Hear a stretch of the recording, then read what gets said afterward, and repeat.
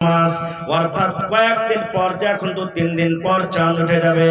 দয়ার নবী বলেছিল চাঁদ ওঠা পর তোমার এই হাতের কুনি গলা তুমি কাটবে না, মেলক্ষ কিংবা মতলক্ষ, তোমার মাথার চুল তুমি কাটবে না, মুছ দাড়ি তুমি কাটবে না, বগল তুমি সাফ করবে না, সারাঙ্গার চুল তুমি কাটবে না, শরীরের কোনো গায়ের কোনো জিনিস তুমি কাটবে না। কতক্ষণ পর্যন্ত? যতক্ষণ পর্যন্ত তোমার কুরবানি জবাই না হবে। চাঁদ ওঠা থেকে নিয়ে কুরবানি করা পর্যন্ত এই 10টা দিনের ভিতরে, অর্থাৎ চাঁদ ওঠা থেকে নিয়ে কুরবানি হওয়া পর্যন্ত এই মধ্যখানে তিনি দয়ার রাসূল বলেছেন তুমি শরীরের কোনো জিনিস কাটতে পাবে না। এটা আল্লাহর আদেশ। কাটবেন না, এটা ছেড়ে দিবেন, নেকি পাবেন, নেকি হবে আপনার জন্য। আপনি কুরবানি করেন তাও, না কুরবানি করেন তাও। কিন্তু যারা কুরবানি ইরাদা করে নিয়েছে কুরবানি করব, যে জানোয়ারটা আপনি কিনেছেন বা কুরবানির একদিন আগে কিনবেন, মেলায় মানুষ তো আছে যে একদিন আগে কিনবে, কারণ কুরবানির দিন হলো 4টে দিন। কয়দিন কুরবানি করতে হবে ভাই আমাদেরকে? 4 দিন কুরবানির দিন, একদিন নয়, 4 দিন। কখন কখন 4 দিন? দয়ার রাসূল বলেছেন, আল্লাহ তাআলা নিজে বলেন কুরবানির দিন হলো 4টা। চাঁদের 10 তারিখে কুরবানির দিন। যদি কোনো কারণে চাঁদের 10 তারিখে কুরবানি করতে পেলেন না, চাঁদের 11 তারিখে আপনাকে কুরবানি করতে হবে। যদি 11 তারিখে কুরবানি না হলো, চাঁদের 12 তারিখে আপনি কুরবানি করতে পাবেন। যদি চাঁদের 12 তারিখে আপনার কুরবানি না হলো, তাহলে চাঁদের 13 তারিখ, অর্থাৎ বকরিদের দিন, এবং তারপরে আরো 3 দিন, গোটা 4 দিন আল্লাহ রাব্বুল আলামিন কুরবানির দিন করেছে। আর একটাই মাত্র ঘটনা আপনাদের সামনে, মাত্র 3 থেকে 4 মিনিটে বলবো, দিয়ে শেষ করে দেব। আজকে জালসাটা কিসে? কথা বলেন ভাই। মসজিদের জালসা, মাশাআল্লাহ, খুব সুন্দর মসজিদ। আমি এই মির্জাবাড়ি, আপনাদের মির্জাবাড়ির ছাত্র। মির্জাবাড়িতে আমার প্রথম তালিম, এই জন্য আমাকে আপনারা জানছেন, আর আমিও আপনাকে পড়াই মানুষ জানছি। আমি যখন মির্জাবাড়িতে পড়ালেখা করি তখন মসজিদ ছিল খুব ছোট, আর ওপরে টিন চাপা ছিল, সবাই আপনারা জানছেন। আলহামদুলিল্লাহ আস্তে আস্তে আস্তে কত সুন্দর বড় মসজিদ হয়ে গেছে, আর ওপরে 2 তালা হয়ে গেছে। আরো খুশির খবর, যেটা আমার ডাক্তার ইব্রাহিম মাদানী হাফেজাহুল্লাহ তাআলা বলে গেলেন, আর আমিও শুনলাম যে ওখানে পড়ার সিলসিলাও একবারে শুরু হয়ে গেছে। আলহামদুলিল্লাহ। এই আমার নওজওয়ান, আজকে যত গার্জিয়ান আছেন, যত বাপ, যত মা, একটা পায়গাম দিয়েছি যে দাদু ভাইয়েরা আপনাদেরকে, কোরআন মাজিদ একটা সূরা আছে সূরা আলে ইমরান, আর কোরআন একটা সূরা আছে সূরা মারইয়াম, আছে না নাই? যারা কোরআন পড়তে জানছেন, আলে ইমরান সূরা আছে ভাই, আর কোরআন একটা সূরা আছে সূরা মারইয়াম। এই দুটা সূরা মিলিয়ে 2 থেকে 3 মিনিটে বাস একটা কথা বলবো। আল্লাহ তাবারাক ওয়া তাআলা নিজে বলছেন, হান্না, একজন বেটি ছেলের নাম, মায়ের লোকের নাম হান্না, মনে রাখবেন, হান্না একটা মেয়ে ছেলের নাম, পেটের সন্তান হয়ে গেল, নজর মানছেন, মা নজর মানছেন। কি নজর মানছেন? আল্লাহকে বলছেন, যেমন আমি আপনি নজর মানি না। আল্লাহ জি, এই গেরুয়া ঘাটের চকে 5 কাঠা জমিন বিক্রি আছে, যদি নিতে পারেলি 5000 টাকা দান করে দেব। মাশাআল্লাহ, দেখেন মহিলা প্যান্ডেল থেকে দান আসতে শুরু হয়ে গেছে। বাস 2 থেকে 3 মিনিট আপনি ঘটনাটা বলে শেষ করে দেব। এই আল্লাহ, এই জমিন খন্ড যদি আমি কিনতে পারি, আল্লাহ আমি এই কাজটা করব। এই নজর মানছি আমরা। তা হান্না নজর মানছেন, কি নজর মানছেন? পেটের সন্তান। আল্লাহকে বলছেন, কি বলছেন? হে রব্বুল আলামিন, আমি হান্না, আমার পেটের সন্তান এসে গেছে রব্বুল আলামিন, আমি মা নজর মানি, আমার এই সন্তান যখন দুনিয়াতে আসবে, আল্লাহ আমি আর কামাই খাবো না, আর বিজনেস করা খাবো না, আমি আর কাম করা খাবো না, আমি আর ডাক্তারগিরি করা খাবো না, আমি আর বড়কারি করা খাবো না। আয় রব্বুল আলামিন, আমার এই সন্তান যখন দুনিয়াতে আসবে, আমি আমার এই কলেজার টুকরাকে, যেটা তোমাকে সন্তান দান করেছি, এই তোমার এক কলেজার টুকরাকে তুমি আমার রাহে তুমি কুরবানি করে দাও। কত বড় পরীক্ষা জি ভাই। আজকে যদি মাদ্রাসাতে দেখেন, বা আজকে যদি আমার ছেলেকে আপনি মেরে দেন, আপনার ছেলেকে যদি আমি মেরে দিই, আমার ভাইকে যদি আপনি মেরে দেন, আপনার ভাইকে যদি আমি মেরে দিই, মার্ডার হয়ে যাবে, লড়াই ঝগড়া হয়ে যাবে, হবে না? হবে না? কিন্তু এই মুসলমান আল্লাহ রাব্বুল আমিনের আদেশ, আল্লাহ স্বপ্নের মাধ্যমে হযরত ইব্রাহিম আলাইহিস সালামকে বলছেন, ইব্রাহিম, যেটা তোমার কলেজার টুকরা, যাকে তুমি প্যার করো, ভালোবাসো, ৮০-৮৫ বছর কান্দা কান্দা কান্দা কান্দা তুমি আমার কাছে সন্তানটা পেয়েছো, ওই সন্তানকে তুমি আমার রাহে জবাই করো, কুরবানি করে দাও। কেমন এটা আল্লাহর পরীক্ষা! হযরত ইব্রাহিম আলাইহিস সালাম ছুরি নিয়ে নিলেন, একাতে হাঁটতে লাগলেন। লম্বা ঘটনা, হাঁটতে হাঁটতে কোথায় চলে গেলেন? হযরত ইসমাইল আলাইহিস সালামের কাছে চলে গেলেন। ৬-৭ বছরকার বয়স। বেটাকে ডাকছেন, সাইডে ডাকছেন, গোপনীয় ভাবে ডাকছেন। ডাকা পর স্বপ্নের কথাটা তখন বেটার সামনে বলছেন। হযরত ইব্রাহিম আলাইহিস সালাম যে রাতে স্বপ্ন দেখেছেন, ওই স্বপ্নের কথাটা বেটাকে বলছেন। আর এদের কথাটা আল্লাহকে এত ভালো লেগেছেন, আল্লাহ তাআলা ওদের কথাটা কোরআন মাজিদে দিয়ে দিয়েছেন। কি বলছেন ইব্রাহিম নবী? ইয়া বুনাইয়া, হযরত ইব্রাহিম আলাইহিস সালাম নিজের বেটাকে বলছেন। বেটার বয়স তখন কত? ৫, ৬, ৭, ৮ বছর এরকম বয়স, ৬ কিংবা ৭ বছর বয়স। বেটাকে বলছেন, ইয়া বুনাইয়া, এরে আমার কলেজার টুকরা, এই আমার সন্তান, ইন্নী আরা ফিল মানাম, আল্লাহ রাব্বুল আমিন স্বপ্ন আমাকে দেখাচ্ছেন, আমি স্বপ্নের মাধ্যমে দেখেছি, আন্নী আসবাহুকা, যেন তোমার গলাতে আমি ছুরি দিয়ে যেন তোমাকে আমি জবাই করেছি। আল্লাহ আমাকে স্বপ্ন দেখালেন, ধরি তোমার গলাতে আমাকে ছুরি দিয়ে জবাই করতে হবে, তোমাকে আল্লাহর রাহে কুরবানি হতে হবে। এটা আল্লাহ রাব্বুল আমিনের আদেশ। ফানজুর মাজা তারা, এই আমার কলেজার টুকরা বেটা, এই আল্লাহর কথাটা তুমি মানবে কি মানবে না? আল্লাহর রাহে তুমি কুরবানি হবে কি হবে না? এই আমার নওজওয়ান, বুড়া বুজুর্গ যত আছেন, মায়েরা খালারা, শুনেন ঘটনাটা। সুবহানাল্লাহ। বলছেন, বেটা, আল্লাহ আদেশ করেছে, এটা কোনো মানুষের আদেশ নয়, আল্লাহর আদেশ, আল্লাহর হুকুম। আমি তোমাকে কুরবানি করছি। বেটা, তুমি রাজি আছো? তুমি রাজি আছো বেটা? কুরবানি হবে কি? ওরে সুবহানাল্লাহ। তাই মানুষরা বলে, বাপ কা বেটা सरस का घोड़ा कुछ नहीं तो थोड़ा थोड़ा, নাকি?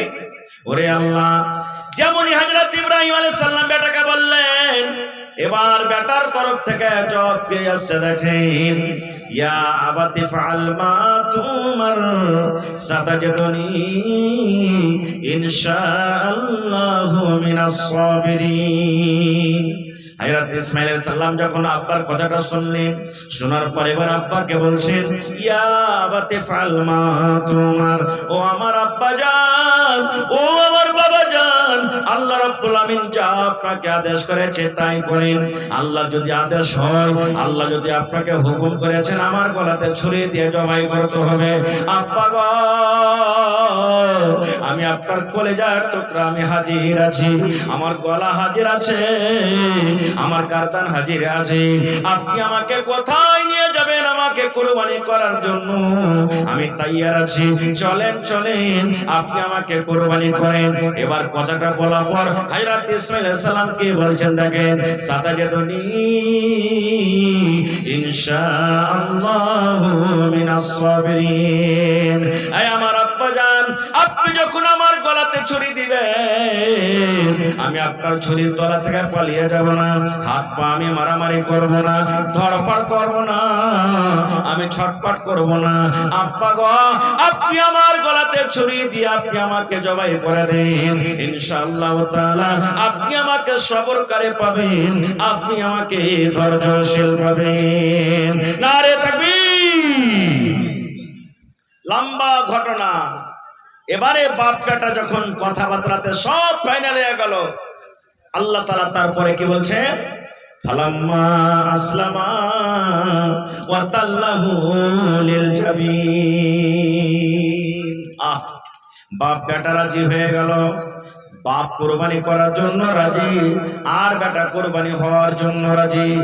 আল্লাহ বলছেন, ফালাম্মা আসলামা, বাপ বেটা যখন রাজি হয়ে গেল কুরবানি করার জন্য বা হওয়ার জন্য, ওয়াতাল্লাহু লিল জাবিন, এবং ইসমাঈলকে মুখের ভরে শুকিয়ে দিলেন। এবারে কুরবানি করতে যাবে। ওরে আল্লাহ, এই মুসলমান, আল্লাহর যত ফেরেশতারা আছেন সমস্ত ফেরেশতারা দেখছেন হযরত ইব্রাহিম এবং ইসমাঈল নবীর দিকে। ওরে আল্লাহ, তোমার কেমন পরীক্ষা, এই আল্লাহ তোমার কেমন ইমতিহান, আল্লাহ তোমার কেমন ইমান, আল্লাহ তোমার কেমন আজমাইশ, আল্লাহ তোমার কেমন আদেশ। আজকে পৃথিবীতে দুনিয়ার বুকে একটা বাপ নিজের কলেজার টুকরা সন্তানের গলাতে ছুরি দিয়ে দিবে, একটা বাপ নিজের কলেজার টুকরা সন্তানের গলাতে জবাই করবে ছুরি দিয়ে। ওরে আল্লাহ, পাখালে কীট পতঙ্গ যত আছে সব হাই হাই করছে, আল্লাহ রে কি তোমার হুকুম, কি তোমার আদেশ। আয় আমার মুসলমান ভাইরা, আল্লাহ রাব্বুল আমিনের উদ্দেশ্য বেটাকে কোরবানি করার জন্য নয়, বেটাকে কোরবানি করতে হবে নয়। আল্লাহ রাব্বুল আমিন শুধু হযরত ইব্রাহিম আলাইহিস সালামকে পরীক্ষা করেছিলেন। কেমন পরীক্ষা? আল্লাহর উদ্দেশ্য এটাই, ইব্রাহিম রে তুমি ৮০-৮৫ বছর বয়সে একটা সন্তান পেয়েছো ইব্রাহিম, ওই সন্তানকে তুমি বেশি ভালোবাসো কি আমি আল্লাহ আমাকে তুমি বেশি ভালোবাসো? এবার আল্লাহ রাব্বুল আমিন যখন দেখলেন আহারে আমার হুকুমে পাগল হয়ে গেছি, আমার হুকুমের পরে একবারে তৈয়ার হয়ে গেছি, এখন জবাই করে দিবে, একবারে জবাই হয়ে যাবে। আল্লাহ তাআলা জিবরিল ফেরেশতাকে ডাকতে বলছেন, জিবরিল তাড়াতাড়ি করে তুমি জান্নাতের ভেতর থেকে তুমি একটা দুম্বা নিয়ে চলে যাও, আর আমার নবী ইব্রাহিমের ছুরির তলাতে তুমি দুম্বাকে রাখবি এবং তার ছুরির তলা থেকে ইসমাঈলকে তুমি টেনে নিবি। বলার উদ্দেশ্য আমার, কথা বেশি লম্বা করব না। আজকে যে আমরা কুরবানি করি, কি করি? আমার ৫০,০০০ টাকা দামের কুরবানি, ৬০,০০০ টাকা দামের কুরবানি, ২০,০০০ টাকাতে খাসি কিনেছি। কত মানুষ তো এটা কথা বলে, ৫টা ছেলে পিলা কুরবানি না দিব তো কার দুয়ারে তাকিয়ে বেড়াবে। কত ভাই তো বলে আবে গেরাম ফাস্ট, আমাকে কুরবানির খালি তেল চুইছে, বলে কি বলে না? এই মুসলমান, আপনারা আমার কুরবানি যত টাকার হোক না কেন হযরত ইসমাঈল আলাইহিস সালাম থেকে বেশি দামি হইতে পারে না। পারে? জোরে বলেন পারে কি? আল্লাহ রাব্বুল আমিন নিজে বলেন, দুনিয়ার মানুষ লা ইয়ানালাল্লাহু লুহুমুহা ওয়ালা দিমাউহা ওয়ালাকিন ইয়ানালুহুত তাকওয়া মিনকুম। যেমন হযরত ইসমাঈল আলাইহিস সালামকে কুরবানি করার জন্য যখন ইব্রাহিম নবী নিয়ে চলে গেলেন, আল্লাহ শুধু হযরত ইব্রাহিমের অন্তরখানা দেখছিলেন, আল্লাহর দিলখানটা দেখা মাকসাদ ছিল, কুরবানি করা দেখা মাকসাদ ছিল না। এই মতো আল্লাহ আমাকে আপনাকে কুরবানি করার যে আদেশ করেছেন, আল্লাহ নিজে বলেন লা ইয়ানালাল্লাহু লুহুমুহা, আল্লাহ নিজে বলেন দুনিয়ার মানুষ রে তোমাদের কুরবানির গোশত আমার দরকার নাই, আমার কাছে পৌঁছে না। ওয়ালা দিমাউহা, আল্লাহ নিজে বলছেন তোমার কুরবানির গোশত এবং তোমার কুরবানির রক্ত খুন কত আছে আমার খুনের দরকার নাই, খুন আমার কাছে পৌঁছে না। আল্লাহ রাব্বুল আমিন নিজে বলছেন ওয়ালাকিন ইয়ানালুহুত তাকওয়া মিনকুম, তোমরা কোন নিয়তে কুরবানি করছো এই শুধু নিয়ত খানা আমার কাছে পৌঁছে, শুধু নিয়ত খানটা আমার কাছে পৌঁছে, তাছাড়া আমার কাছে কিচ্ছু পৌঁছে না। এজন্য মুসলমান কুরবানি করবেন তো কার জন্য? জোরে বলে। কত মানুষ বলে এটা হার মার নামে করনু, এটা বাপের নামে করনু, এটা দাদর নামে করনু, এটা অমুকের নামে করনু। এটা কথা ভুল। কুরবানি কার জন্য করতে হবে? কার নামে? জোরে বলেন কার নামে করতে হবে? যেমন নামাজ আল্লাহর জন্য, রোজা আল্লাহর জন্য, হজ আল্লাহর জন্য, দান আল্লাহর জন্য, এই মতো কুরবানি করতে হবে আল্লাহর জন্য, আল্লাহর নামে। হ্যাঁ, এই কথাটা বলতে পাবেন আমি আমার এই কুরবানিটা আমার মায়ের পক্ষ থেকে আমি করলাম, আমি এই কুরবানিটা বাবার তরফ থেকে করলাম, আমি এই কুরবানিটা আমার স্ত্রীর তরফ থেকে করলাম, আমি এই কুরবানিটা আমার শাশুড়ির তরফ থেকে করলাম। এই তরফ তরফ থেকে বলবেন, পক্ষ থেকে বলবেন, কিন্তু নাম যদি বলেন আমি আব্বার নামে করলাম, তাহলে আব্বার নামে কথাটা ভুল হয়ে গেল। কুরবানি হবে কার নামে? আল্লাহ রাব্বুল আমিনের নামে।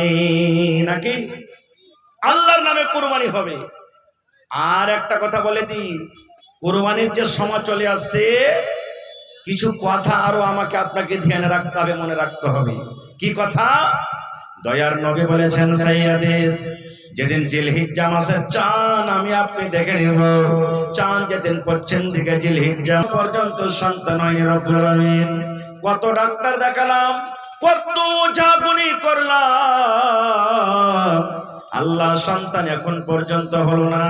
এ রব্বুল আমিন, আমি তোমার দরবারে দোয়া করি, আল্লাহ তুমি আমাকে একটা সন্তান দাও। কালো হইতাও চলবে, ধলো হইতাও চলবে, বেটা হইতাও চলবে, বেটি হইতাও চলবে, লাখপোচা হইতাও চলবে, কানা হইতাও চলবে, ল্যাংড়া হইতাও চলবে, কিন্তু আল্লাহ তুমি আমাকে একটা সন্তান দাও। এরকম দোয়া করি না, করি না? হযরত ইব্রাহিম আলাইহিস সালাম আল্লাহকে বলছেন, আল্লাহ তুমি একটা সলিহ নেককার সন্তান দাও। আর আমরা আল্লাহকে বলছি, আল্লাহ যা ইচ্ছা তোমার দাও, কিন্তু সন্তান দাও। এগুলা ভুল। এই ধরনের দোয়া করতে হবে না। খুব যখনই আল্লাহর কাছে চাইবেন, ভালো জিনিস চাইবেন। আমি ঘটনা খুবই লম্বা, আমি লম্বা করব না। খুব আল্লাহ তাআলা তাকে বলছেন, ফাবাশশারনাহু বিগুলামিন আলীম। আল্লাহ বলছেন, ইব্রাহিম তুমি আমার কাছে যখন দোয়া করেছো আল্লাহ একটা নেককার সন্তান দাও, তোমাকে আমি একটা সন্তান দান করলাম। আর এই সন্তানই ছেলে তোমার একবারে চতুর চালাক হবে, হুঁশিয়ার ছেলে হবে। লম্বা ঘটনা। সন্তান দুনিয়াতে এলো, নাম ইসমাইল রাখা হলো। এবারে মেলায় ঘটনার পর আল্লাহ তাআলা কয়েক জায়গাতে পরীক্ষা করেছেন। এবারে আল্লাহ তাআলা একটা পরীক্ষা করছেন ইব্রাহিম নবীকে। বেটার বয়স মোটামুটি ধরেন 6 বছর, 7 বছর, 8 বছর। বাপের সাথে বেটা দৌড়াদৌড়ি করতে পারবে, হাঁটতে পারবে, এরকম বয়স। এরকম বয়স কত? মোটামুটি 5-6 বছর বয়স। এরকম বয়সে যখন হযরত ইসমাইল আলাইহিস সালাম পৌঁছে গেছেন, তখন হযরত ইব্রাহিমকে আল্লাহ তাআলা একদিন স্বপ্ন দেখাইছেন। স্বপ্নে দেখাইছেন, দেখেন আমি স্বপ্ন দেখছি, আপনি স্বপ্ন দেখছেন, গরমাধানের বিয়ে কাজ করছি, মাখনার বিয়ে কাজ করছি, বিয়ের বাড়িতে আন্ধার শাখাচ্ছি, অমুক জায়গাতে চলে গেছি। আমার আপনার স্বপ্নের কোনো ভ্যালু নেই, কিন্তু আল্লাহ তাআলা যেটা নবীর একে স্বপ্ন দেখায়, এটা আল্লাহর পক্ষ থেকে ওয়াহী, এটাও আল্লাহর আদেশ। হযরত ইব্রাহিম আলাইহিস সালামকে আল্লাহ স্বপ্ন দেখেছেন। কি স্বপ্ন দেখেছেন? ইব্রাহিম 80-85 বছর বয়সে আমি আল্লাহ রাব্বুল আমিন, মনোমর চঞ্চল রে ভাই, ঝরে দুটি আঁখি, এ বোঝাইলে বোঝেস না তুই কোন জগলের পাখি রে, আজ মনোমর চঞ্চল রে, আজ মনোমর চঞ্চল রে ভাই, ঝরে দুটি আঁখি, এ বোঝাইলে বোঝেস না তুই কোন জগলের পাখি রে, আজ মনোমর চঞ্চল রে। কাঁচা বাঁশের খাট বাঁধিবে শুকনো পাতের ঘর, কাঁচা বাঁশের খাট বাঁধিবে শুকনো পাতের ঘর, এমন করে বানবে রে মন চলবে না তোর জোর রে, আজ মনোমর চঞ্চল রে। ভোরের পাতায় গরম পানিতে মন্তকে গোসল করাবে, এ গোসল করাইয়া মন্তকে কাফন পরাবে রে, আজ মনোমর চঞ্চল রে। কাফন পরাইয়া মন্তর জানাজা পড়িবে, এ জানাজা পড়িয়া মন্তকে দাফন করিবে রে, আজ মন মর চঞ্চল রে। মা কান্দিবে বেটার বেটা, বোন কান্দিবে ভাই, ঘরের বেগম সেও তো কানবে আর তো কেহ নাই রে। আজ মন মর চঞ্চল রে। নারে তাকবীর। আজকে জলসা যোগ্যতম শ্রদ্ধেয় সভাপতি সাহেব, উপস্থিত উলামায়ে কেরাম, সামনে বসে থাকা ইসলাম দরদি, দিন দরদি ভাই ও বাবাজিরা, পর্দানাসীন মায়েরা খালারা, সমস্ত তারিফ ও গুণগান সে মহান আল্লাহ তাবারাক ওয়া তাআলার জন্য, যে মহান আল্লাহ তাবারাক ওয়া তাআলা আজকে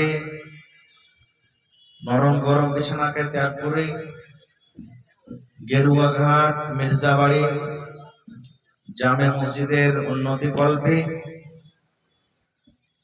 একটা দিনী বৈঠক, দিনী মজলিসে একত্রিত হয়ে বসে কিছু বলার শোনা তৌফিক দিয়েছেন। তাই আমরা আল্লাহ তাবারাক ওয়া তাআলার প্রশংসা করি, অন্তর থেকে মহব্বতের সাথে সকলেই পড়েন আলহামদুলিল্লাহ। একটু জোর করে পড়েন ভাই আলহামদুলিল্লাহ। তারপর আমাদের শেষ নবী হযরত মুহাম্মদ রাসূলুল্লাহ পড়েন সাল্লাল্লাহু আলাইহি ওয়াসাল্লামের পর অগণন দারুদ শরীফ শান্তির ধারা বর্ষিত হোক, আমিন। আল্লাহুম্মা সাল্লি আলাইহি আল্লাহুম্মা বারিক আলাইহি। দান দিব ভাই আপনাদের কাছে ইনশাআল্লাহ। তবে আমি 10 মিনিট কিছু বলবো, তার আগে আমার নেতাগণ যারা আছেন, যেমন আমার বড় ভাই জনাব মোহাম্মদ তাসিকুল আলম সাহেব, সাবেক মুখিয়া, 3000 টাকা নগদ দান করেছেন, माशाल्लाह जज़ाकल्लाह। तारपरे दूसरी मंजिल में जितना सीमेंट लगेगा प्लास्टर करने में देने के लिए तैयार है, माशाल्लाह। 3000 টাকা নগদ। আর মসজিদের তৃতীয় তলাতে ছাদ হয়ে গেছে, প্লাস্টার বাকি আছে, যতটি সিমেন্ট লাগবে একাই উনি দিয়ে দিবেন, माशाल्लाह जज़ाकल्लाह। তারপরে মা বাপ के लिए दुआ के दरखास्त, মা এবং বাবার জন্য, माशाल्लाह ধন্যবাদ। আর একটা নওজওয়ান বেটা মারা গেছে নাকি, একদিন ফোনে গল্প হয়েছে, তাও তো আল্লাহ তাআলা যতদিন যাকে হায়াত দিয়েছেন বেঁচেছে, কিন্তু মানুষ যখন বড় হয় জওয়ানি কালে বেটা মরে বেটি মরে তো বেশি কষ্ট হয়। তো আমার নানা খুব কলিজার টুকরা ভালোবাসা বেটা দুনিয়া থেকে চলে গেছে। আমি তাদের জন্য দোয়া করি, মা বাবার জন্য করি, নানার জন্য, নানির জন্য, সকল ফ্যামিলির জন্য দোয়া করি। হে রব্বুল আলামিন, যে আশাতে, যে নিয়াতে, যে উদ্দেশ্যে না আমার দান করেছেন, আল্লাহ তার আশাকে তুমি পুরা করো। এবং হে আল্লাহ, যারা দুনিয়া ছেড়ে কবরে চলে গেছেন, আল্লাহ তাদেরকে কবরে তুমি জান্নাতের বিছানা দিয়ে দাও। আল্লাহ মুসিবত বালা থেকে তুমি বাঁচিয়ে রাখো। আল্লাহ আর খাইশ আর মনের কামনা আল্লাহ তুমি তার পুরা করো, আল্লাহুম্মা আমিন। তাইলে নগদ দেখতে যে কিছু কম হয়ে গেল লাগছে, হ্যাঁ আমি কোন 10,000 কমসে কম নগদ লিব। আচ্ছা 2000 আর দিয়ে দেন, 5000 করে দিন, হ্যাঁ হ্যাঁ আর 2000 দিয়ে দেন, মাশাআল্লাহ। তো ভাই আমার নানা 5000 টাকা মুখে যে এখন পুরা করে দিলেন, মাশাআল্লাহ। তো ভাই আমার, মানুষের থাকার জায়গা হলো 4খানা। কয়টা জায়গা ভাই? তবে শর্টে 10 থেকে 15 মিনিট কথা বলবো। 4খানা জায়গা। প্রথম জায়গা হলো কি? মায়ের পেট। দুনিয়াতে আসার আগে আমরা মায়ের পেটে থাকি না বা ছিলাম কতদিন? আল্লাহ যতদিন অর্ডার হয়েছিল, আদেশ ছিল। এবার মায়ের পেট থেকে দ্বিতীয় নম্বর আমাদের থাকার জায়গা কোথায়? পৃথিবী, এই দুনিয়া, নাকি জি ভাই? এই দুনিয়াতে আমরা এসেছি। দুনিয়াতে কতদিন থাকবো? যতদিন আল্লাহ তাআলা মত না দিয়েছেন। মত হইলেই দুনিয়া থেকে চলে যাবে। এবারে দুনিয়া থেকে তৃতীয় নম্বর জায়গাতে আমরা যাব, সেটার নাম হলো কি? আপনারা বলেন তো, জোরে বলেন ভাই। কবর। কবরে কতদিন থাকবো? ইলা ইয়াউমিল কিয়ামা, যতদিন কিয়ামত না হবে, নাকি? এবার চতুর্থ নম্বর জায়গা হবে কোথায়? জান্নাত এবং জাহান্নাম। মানুষ ভালো কাজ করতে গেলে জান্নাতে যাবে, আর মন্দ কাজ করতে গেলে জাহান্নামে যাবে, সোজাসুজি কথা। আজকে আমি আপনাদের সামনে মায়ের পেটে কিভাবে আমরা আসি, কিভাবে থাকি, ওটা বলবো না। দুনিয়াতে কি জন্য আল্লাহ আমাদেরকে পাঠালছে, দুনিয়াতে আমরা কি কাজ করব বা করতে হবে, এটাও আমি বলবো না। আজকে আমি মৃত্যুর পর থেকে নিয়ে কিয়ামত পর্যন্ত, অর্থাৎ জান্নাত জাহান্নাম যাওয়া পর্যন্ত শর্টে দু চারটা কথা বলবো। এটা একটা এমনই বিষয়, এটা বলতে গেলে বুঝতে গেলে অনেক সময় দরকার, কিন্তু সময় ভাই অতখানি নেই। তার আগে আমি একটা কথা আরো বলে দিই, আমরা হলাম মুসলমান। আমরা কোন ইবাদত বান্দেগিতে, কোন ইবাদতটাতে আমরা বেশি বেড়ায় চড়ায় হিস্সা নিই? আমরা মুসলমান কোন ইবাদত বান্দেগিটা করার জন্য আমরা একবারে তৈয়ার থাকি, চাহে যেভাবেই হোক করতেই হবে আমাদেরকে, সেটা কি বলেন তো? কুরবানি, নাকি জি ভাই? আর দ্বিতীয় নম্বরে হলো কি? তারাবির নামাজ, নাকি? প্রথম নম্বরে আমরা কুরবানি। এই যে কিছুদিন পর কুরবানির টাইম চলে আসছে, আশা করছি কুরবানি সবাই করবেন আলহামদুলিল্লাহ। গ্রামে 5টা মানুষ 50টা মানুষ থাকে, বা 50টা ঘর থাকে, 500টা ঘর থাকে, 2টা 4টা 5টা ঘর হয়তো কুরবানি করতে পারে না, কিন্তু পাড়ায় মানুষ কুরবানি করে। কারণ এতে গোশত খাইতে পাই, হাতে হাত বদলা দুনিয়াতে পাই, এবং আখিরাতের বদলা আল্লাহ তাআলা আখিরাতে যোগ্য রাখবেন, দিবেন ইনশাআল্লাহ তাআলা। এই জন্য আমরা ধার করে হোক, কর্জা করে হোক,